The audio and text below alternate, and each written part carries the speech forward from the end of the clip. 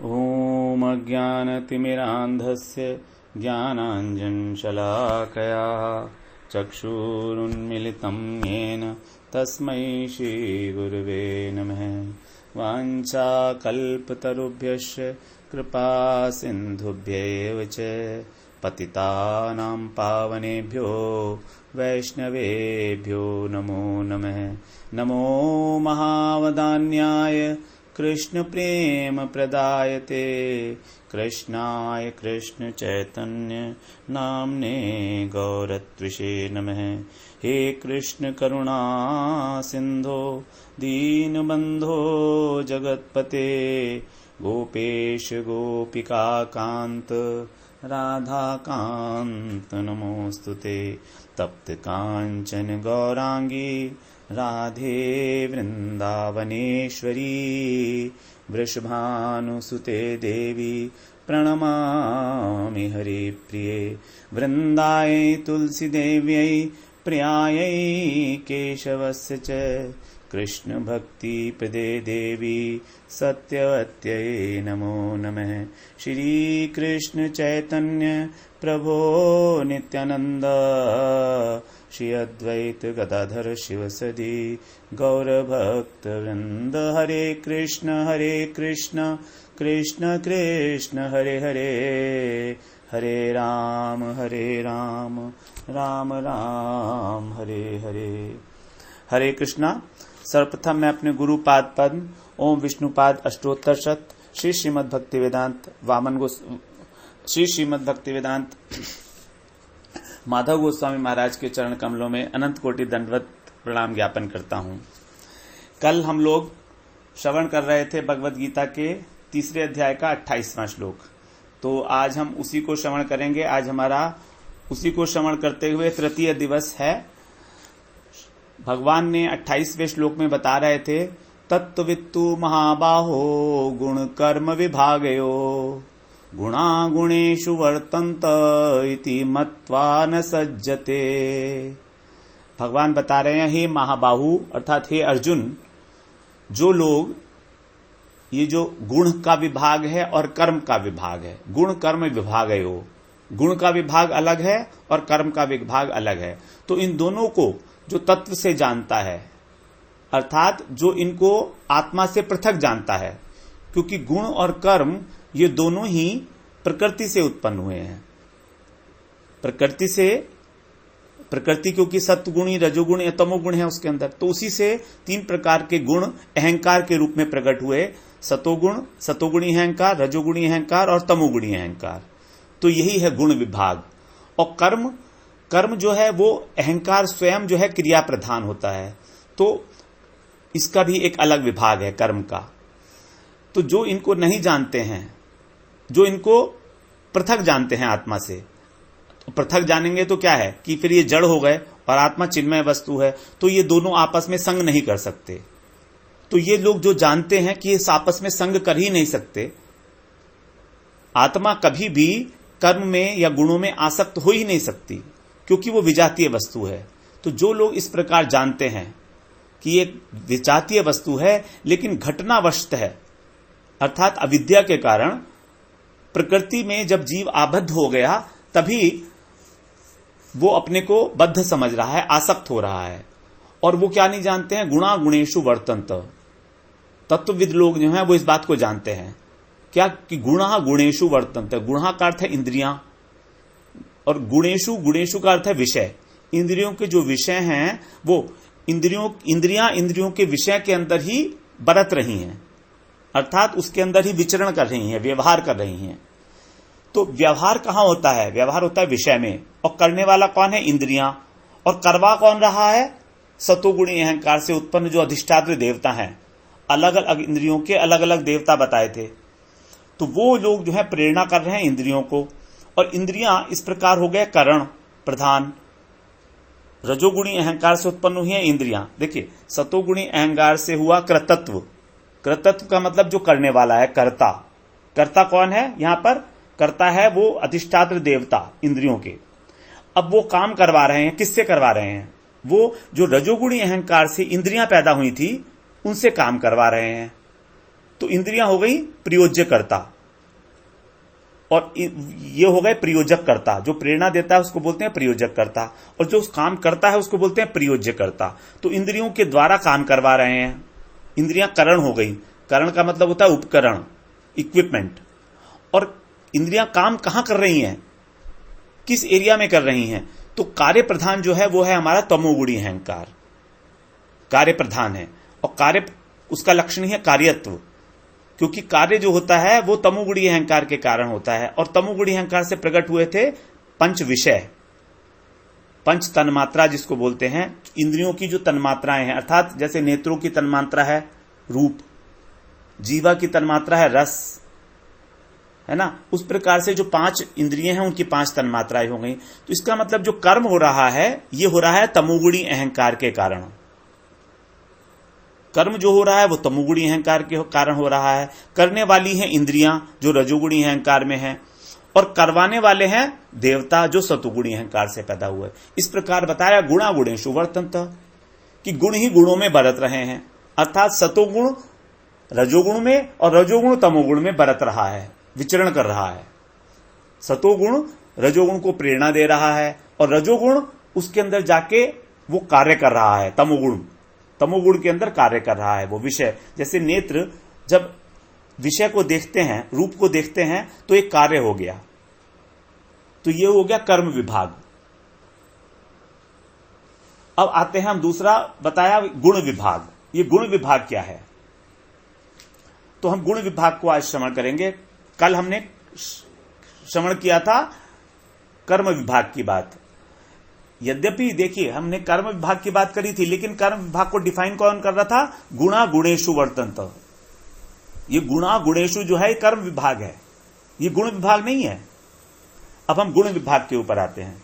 तो गुण विभाग जैसे हमने पहले श्रवण किया था कि गुण विभाग में सबसे पहले प्रकृति से प्रकृति में विकार आया तो महत्तत्व, महत्तत्व से अहंकार।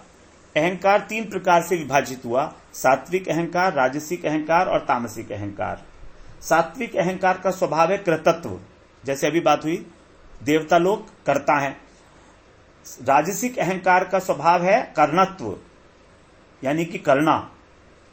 जब भी हम कोई कार्य करते हैं तो किसी वस्तु से करते हैं। जैसे मान लीजिए हमको किचन में काम करना है तो हमको कुछ उपकरण चाहिए। उपकरण क्या होंगे? जैसे हमको तवा चाहिए, हमें चकला चाहिए, हमको करछी चाहिए, तो ये करण हो गए। उसी प्रकार से हमारे अंदर भी करण है। हमारी इंद्रियां, 5 ज्ञानेंद्रियां और 5 कर्मेंद्रियां, ये हमारे करण हैं। और तामसिक अहंकार से प्रकट हुआ था कार्यत्व। कार्यत्व का मतलब है कि जहां पर कार्य होता है। कार्य कहां होता है? रूप, रस। जब इंद्रियां रूप को देखती हैं तो ये कार्य हो गया। अगर रूप नहीं होता तो इंद्रियां क्या करती? कुछ भी नहीं कर सकती थी। इंद्रियां बेकार थी, उनसे कोई कार्य नहीं होता। तो क्योंकि रूप है इसलिए कार्य हो रहा है, तो इसलिए उसको बोला उसका स्वभाव है कार्यत्व, यानी कार्य को प्रकट करता है तामसिक अहंकार। अगर तामसिक अहंकार नहीं होता तो कार्य नहीं हो सकता था।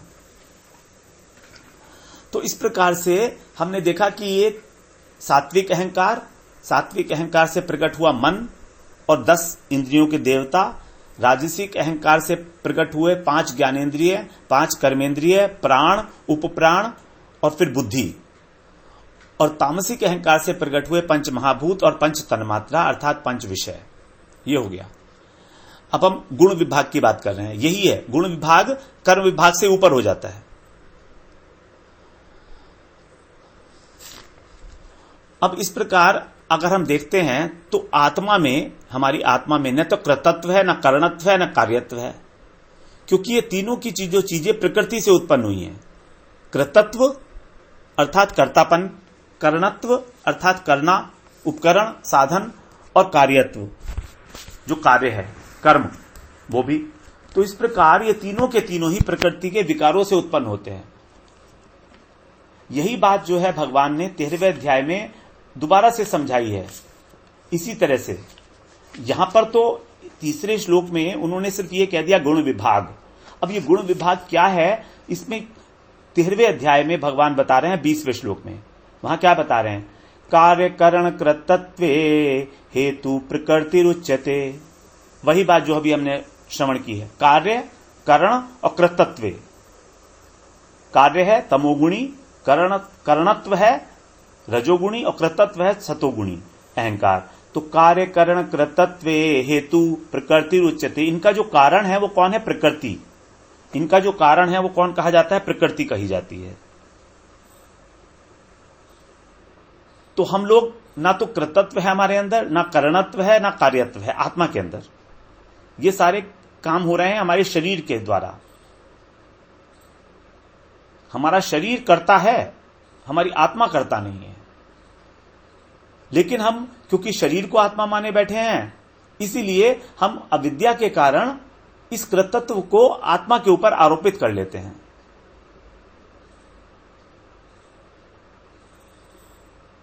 कर्तापन का भाव हमारे अंदर जो आता है वो हमारे अंदर अहम बुद्धि जो है, अहंकार, अंतःकरण में, वहां पर आता है ये विकार कि मैं करता हूं।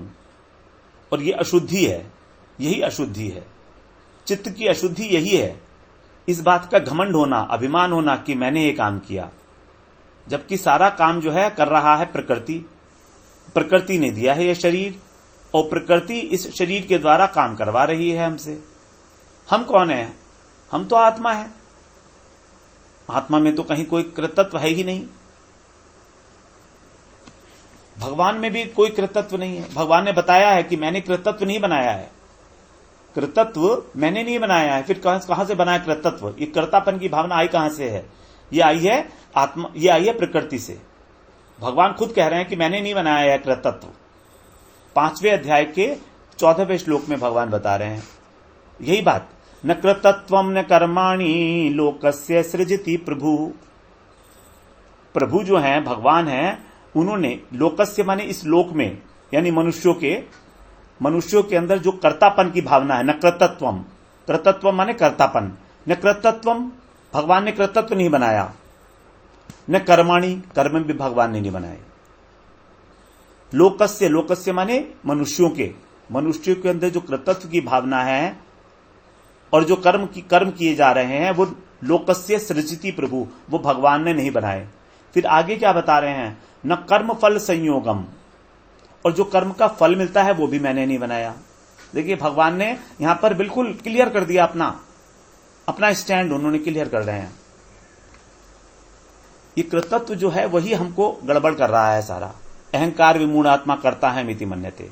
और भगवान यहां पर बता रहे हैं, देखिए कि सबसे पहले 5वें अध्याय के 14वें श्लोक में बता रहे हैं कि कृतत्व अर्थात कर्तापन की भावना, नंबर 2 कर्माणि अर्थात ये कर्म मैंने नहीं बनाए।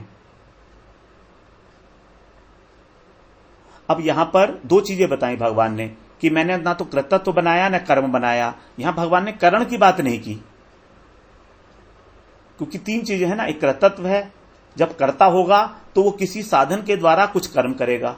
तो यहां पर करण इसलिए नहीं बताया कि करण जो है वो इनबिल्ट हो गया, क्योंकि जब कर्म हो रहा है तो करण भी होगा, कोई ना कोई साधन होगा ना। हमने अगर किचन में मान लीजिए रोटी बनाई तो बेलन तो होगा ही होगा। कर्ता बनाने वाला भी है, रसोईया भी है और रोटी भी बन गई। जब रसोईया है और रोटी बन गई तो उसका मतलब किसी ना किसी चीज तो बेला ही होगा ना। आटा भी होगा और बेलन भी होगा, दोनों चीजें होंगी ही होंगी। तो यहां पर भगवान ने उसको गुप्त रख लिया, न कृतत्वम न कर्माणि, क्योंकि करण तो दिखाई दे रहा है ना। करण दिखाई दे रहा है, कृतत्व दिखाई नहीं देता, इसलिए भगवान इसको स्पेशलिटी बोल रहे हैं। न कृतत्वम न कर्माणि लोकस्य सृजति प्रभु, इसलिए उसको कर्ण को बताने की यहां पर आवश्यकता नहीं समझी गई। और फिर उसके बाद बता रहे हैं न कर्म फल संयोगम, जो कर्म का फल मिलता है वो भी मैंने नहीं बनाया। कर्म के फल के संयोग की रचना मैंने नहीं की है। फिर कैसे हो रही है ये सब कुछ? कौन कर रहा है? तो बता रहे हैं स्वभाव वस्तु प्रवर्तते, स्वभाव के कारण ही ये हो रहा है। स्वभाव क्या? स्वभाव वही है जो 3 गुण है हमारे, रजोगुणी, सतोगुणी और तमोगुणी, यही है स्वभाव। और ये तीनों आए हैं प्रकृति से, अर्थात प्रकृति ही बरत रही है। वर्तते यहां भी आया ना, प्रवर्तते, और यहां पर भी आया वर्तते, गुणा गुणेशु वर्तन्त। तो प्रकृति जो है गुणों के थ्रू ये बरत रही है, मतलब विचरण कर रही है, मतलब कार्य कर रही है। तो कृतत्वम ये सतोगुणी अहंकार हो गया, कर्माणि ये कार्यत्व हो गया, यानी कि तमोगुणी अहंकार हो गया। देखिए, एक वस्तु होती है कार्य और दूसरा होता है कर्म। इन दोनों के अंदर कभी सोचा कि क्या अंतर है? बहुत सूक्ष्म सा अंतर है। कोई भी जब क्रिया होती है तो उसके द्वारा जो कुछ भी किया जाता है उसको बोलते हैं कार्य। लेकिन जब उस कार्य के अंदर हम अपनी अहम बुद्धि डाल देते हैं कि मैंने करता हूं, मैंने ये काम किया, तब वो बन जाता है कर्म। कर्म तभी बनता है जब हम उसके अंदर अहंकार डाल देते हैं, कर्तापन डाल देते हैं, तब वो कर्म बनता है। देखिए, क्रियाओं का कोई भी क्रिया हो रही है, उसका कोई भी फल नहीं होता, उसका कोई भी फल बांधने वाला नहीं होता। वो एक क्रिया मात्र है। फल तो होता है लेकिन वो बांधने वाला नहीं होता। जैसे बारिश हो रही है, बारिश हो रही है तो एक कार्य हो रहा है ना, लेकिन बारिश के होने से कहीं कोई बंधन की प्राप्ति नहीं हो रही है किसी को भी। या जैसे हम श्वास ले रहे हैं, तो श्वास ले रहे हैं तो एक क्रिया हो रही है, लेकिन इसके क्योंकि अंदर हमारा अहंकार नहीं है, कर्तापन नहीं है, इसलिए कर्म नहीं है ये। और श्वास लेने और श्वास छोड़ने से हमको ना पाप लगेगा ना पुण्य लगेगा। हम सुबह को स्नान करें या ना करें, हम सोएं या ना सोएं, इससे पाप और पुण्य नहीं लगेगा, क्योंकि इसमें कर्तापन नहीं है। हमने खाना खा लिया, ये कर्म है। हम कहेंगे कर्म, ये कर्म नहीं है, ये क्रिया है, एक्चुअली ये कार्य है, जिससे कार्य। तो कार्य हुआ, तो खाना खाने से या खाना ना खाने से, क्योंकि ये कार्य है, कर्तापन का अभिमान नहीं है, इसलिए उसका फल नहीं मिलेगा। लेकिन जब हम खाना खा रहे हैं तो उसके अंदर जो हमें आसक्ति हो रही है, मान लीजिए हमको रसगुल्ला बहुत अच्छा लग रहा है तो हम उसमें आसक्त हो गए, तो ये कर्म हो गया। जब हम उस खाने में आसक्त हो गए तब ये कर्म हो गया। और ये कर्म, उस रसगुल्ले के अंदर जो हमारे को स्वाद आया, वो स्वाद हमारे अंदर संस्कार बन के बैठ जाएगा। चित्त के अंदर सारे के सारे कर्म, जितने भी कार्य होते हैं, उन कार्यों में जैसे ही अहंकार को डाल देते हैं, हम कर्तापन को डाल देते हैं, आसक्ति को डाल देते हैं, इमीडिएटली वो कार्य कर्म बनकर अपने संस्कार छोड़ने के लिए तैयार हो जाता है। और वो संस्कार एज इट इज हमारे चित्त में जाकर बैठते रहते हैं, लेयर बाय लेयर। तो हमारा चित्त is a very very big store house of all the past impressions, of all the karmas which we have done over a period of innumerable births, innumerable lifetimes. हमारे अनंत जन्म हो गए हैं। उन अनंत जन्मों के अंदर हमारे से जो भी कर्म हुए हैं, उन सब के संस्कार सूक्ष्म रूप में लेयर बाय लेयर हमारे स्टोर हाउस अर्थात चित्त के अंदर संग्रहित हैं। और वही संस्कार ये डिसाइड करते हैं कि हमारी रुचि आज क्या है और क्या नहीं है। हमारी लाइक और डिसलाइक, हमारा राग और द्वेष वहीं से गवर्न होते हैं, चित्त से गवर्न होते हैं ये चीजें। ठीक है, हम लोग भटकना नहीं चाहते विषय पर, क्योंकि ये सब चीजें भी आगे आएंगी, लेकिन प्रसंगवश बोल दिया कि कार्य और कर्म में क्या अंतर है। तो बता रहे हैं भगवान की कर्तत्व भी नहीं है। भगवान ने कर्तत्व हमारे लिए नहीं बनाया है, ना कर्णत्व बनाया ना कार्यत्व बनाया। ये सारी की सारी घटनाएं प्रकृति के द्वारा हो रही हैं। जो इस तत्व को जानते हैं वही है तत्वविद। तत्वविद तू महाबाहो, वही उनको बोला तत्वविद हैं वो लोग, क्योंकि वो इसका विभाग जानते हैं। ये तीन प्रकार के गुण होते हैं, रजोगुण, तमोगुण और सतोगुण, ये जानते हैं। तो क्योंकि हम लोग प्रयोज्य करता है और प्रयोजक करता है भगवान, अल्टीमेटली पहले तो हमारे अधिष्ठात्री देवता, उनके ऊपर फिर प्रकृति, उसके बाद फिर भगवान, तो अल्टीमेटली वही है प्रेरणा करने वाले। तो भगवान है प्रयोजक करता और हम है प्रयोज्य करता। तो ये मानकर जो विद्वान पुरुष है, तत्वविद लोग हैं, जो इस बात को जानते हैं, जो अभी हमने बात की, क्या बात की हमने, कि ना तो हमें कृतत्व है, ना हमने कर्णत्व है, ना हमने कार्यत्व है। तो इति मत्वा न सज्जते, वो लोग ये मानकर, मत्वा माने मानकर, न सज्जते, आसक्त नहीं होते। यहां पर मत्वा शब्द जो है वो जानकारी के शब्द में आया है, जानने के शब्द में। वो केवल मानना नहीं है, उसको जानते हैं, अनुभव कर दिए हैं। हमारे को अभी अनुभव नहीं हो रहा है, हम लोग उसको सिर्फ अभी सुना है, हमने इंटेलेक्चुअली, बुद्धिपूर्व से हमने सुना मात्र है, हम उसको समझ रहे हैं अभी। पहले जानने का प्रश्न तो बाद में होगा ना। तो वो लोग जानते हैं कि जड़ है प्रकृति और चेतन है हमारी आत्मा, इसलिए वो लोग पृथक पृथक तत्व हैं। और वो गुणों से, गुणों के अंदर आसक्त नहीं होते, रजोगुण, तमोगुण और सत्वगुण के अंदर, क्योंकि तीनों गुण भी बांधने वाले हैं। रस्सी तो यही है इन तीनों की। सतोगुणी को समझिए आप, सोने की रस्सी है, गोल्डन चेन। रजोगुण हो गया सिल्वर चेन, और तमोगुण हो गया आयरन चेन। बस इतना ही अंतर है। बांधी थी तो तीनों है। तो ये तो है ना कि कोई अगर गोल्डन चेन में है तो कहेगा नहीं नहीं मैं बंध के बहुत अच्छा है, मेरे को बहुत अच्छा लग रहा है क्योंकि मैं गोल्डन चेन में बंधा हूं। अरे भाई, प्रॉब्लम बंधने की है ना। वो चेन गोल्ड की हो या सिल्वर की हो या आयरन की हो, उससे कोई फर्क नहीं पड़ने वाला है, बंधन तो है। अब यहां पर भगवान मत्वा शब्द से एक और अर्थ निकलता है, वो ये कि मत्वा शब्द से शायद ये कहना चाह रहे हैं भगवान कि तत्वदर्शी पुरुष तो जानते हैं इस बात को, लेकिन जो साधक है, हम जैसे लोग हैं, वो कम से कम ये बात बुद्धिपूर्वक मान ही लें, कम से कम मान तो लें हम। ये हमारे लिए एक प्रकार का संभावना भगवान बता रहे हैं कि आप लोग इसको मान लीजिए। वो लोग तो जानते हैं, लेकिन आप लोग इसको मान लीजिए, और धीरे धीरे जब साधन करेंगे, चित्त की शुद्धि होगी तो आप भी जान लेंगे, क्योंकि बिना माने जानकारी नहीं होगी। अलजेब्रा में जैसे देखा हमने, कोई भी जब हम सॉल्व करते थे कोई भी इक्वेशन, तो हम क्या करते थे, assume x is equal to A, और फिर पूरी की पूरी थ्योरम लगाते थे, उसमें जितने भी प्रिंसिपल्स हैं वो सारी इक्वेशंस लगा के, और फिर बाद में लिख देते थे हैंस प्रूव्ड। तो हैंस प्रूव्ड क्या है? हैंस प्रूव्ड का मतलब जब चित्त शुद्धि हो जाएगी तो फिर हम भी कह सकते हैं हैंस प्रूव्ड, कि हां अब हम भी जान गए, सिद्ध कर दिया हमने कि मैं करता नहीं हूं। क्या प्रूव किया हमने? मैं करता नहीं हूं। लेकिन पहले हमने माना था कि हां मैं करता नहीं हूं, क्योंकि भगवान ने यहां पर युक्ति दे दे के हमको और पूरा का पूरा तत्व बताकर, सृष्टि तत्व समझा के हमें समझाया कि तुम देखो इस तरीके से ऐसे ऐसे है, तुम करता नहीं हो, करता प्रकृति है।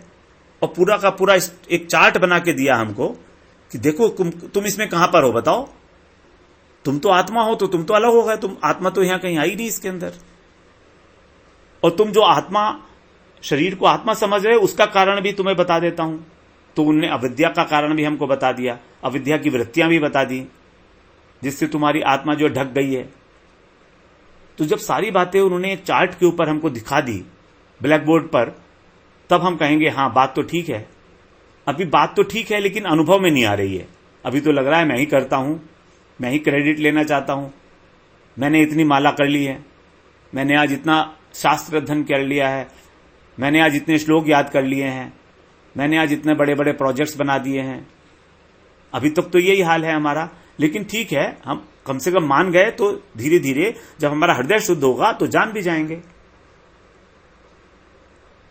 अब एक दूसरा उदाहरण दीजिए, जैसे मान लीजिए ट्रेन है एक, उस ट्रेन में इंजन चल रहा है, क्रिया किस में हो रही है? इंजन में हो रही है।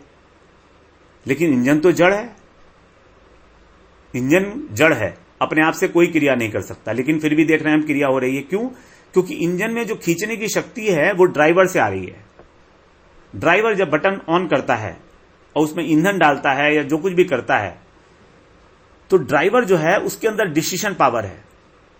वास्तव में तो खींचने की शक्ति इंजन में ही है, लेकिन ड्राइवर उसको कंडक्ट कर रहा है, संचालित कर रहा है, उसको गवर्न कर रहा है।